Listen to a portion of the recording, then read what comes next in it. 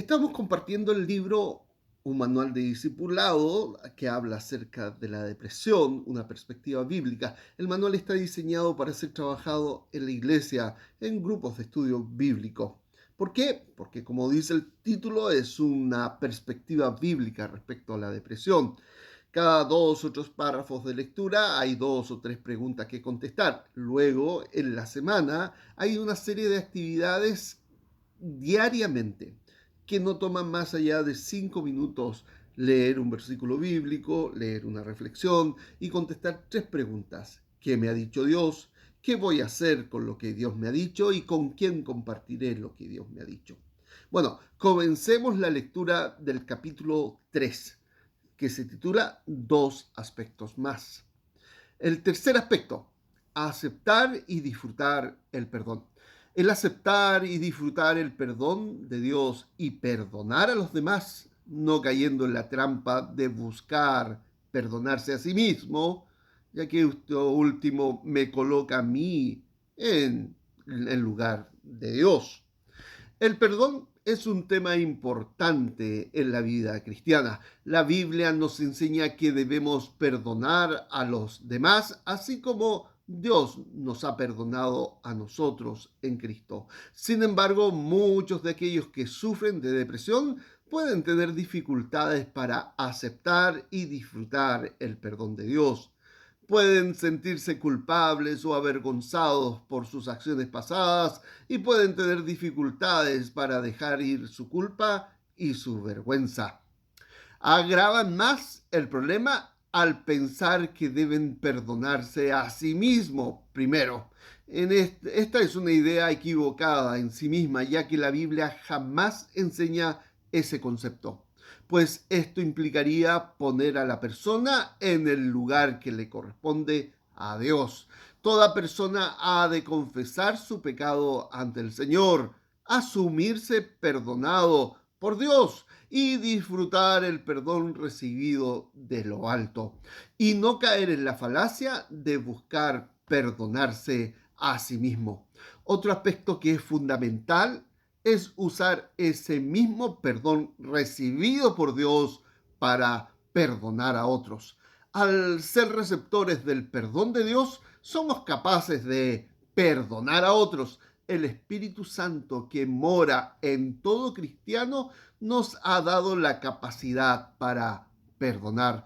El solo acto genuino de confesar, recibir y disfrutar el perdón, así como el perdonar a los otros, tiene la capacidad para liberarnos de toda amargura. Es importante que las personas que sufren de depresión entiendan que el perdón de Dios es gratuito y no hay nada que pueda hacer para ganarlo o merecerlo. Debemos aceptar y disfrutar del perdón de Dios y perdonar a los demás, dejando de buscar el perdón en nosotros mismos.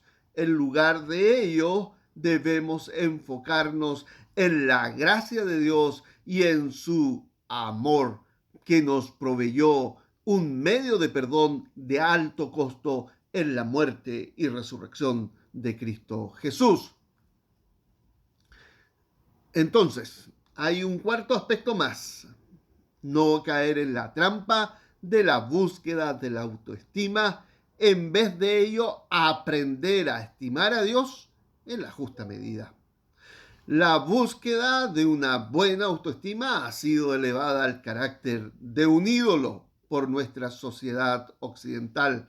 Se plantea que es un tema de tremenda importancia en la vida de todo ser humano, cuando en realidad lo que hace es centrarse en la búsqueda de una buena autoestima. Al centrarse en la búsqueda de buena autoestima, es centrarse en el yo. Sí, el yo pasa a ser nuestro ídolo al que debemos adorar. Las personas que sufren de depresión se engañan a sí mismos creyendo que su estado de ánimo es resultado de tener y o mantener una baja autoestima, y por ende se tienden a sentir inútiles o sin valor. Sin embargo, Desde una perspectiva bíblica, la autoestima no debería ser nuestra principal preocupación. En lugar de enfocarnos en nuestra autoestima, debemos aprender a estimar a Dios en la justa medida. Debemos entender que Dios es la fuente de nuestra identidad y nuestra seguridad, y que nuestro sentido de valor y propósito de vida debe provenir de nuestra relación con Él. Debemos aprender a confiar en Dios y en su plan para nuestras vidas, y no en nuestras propias capacidades o logros personales. Bueno, a este punto hemos llegado al resumen del capítulo 3. En el capítulo 3 se exploran dos aspectos cruciales para abordar la depresión desde una perspectiva bíblica.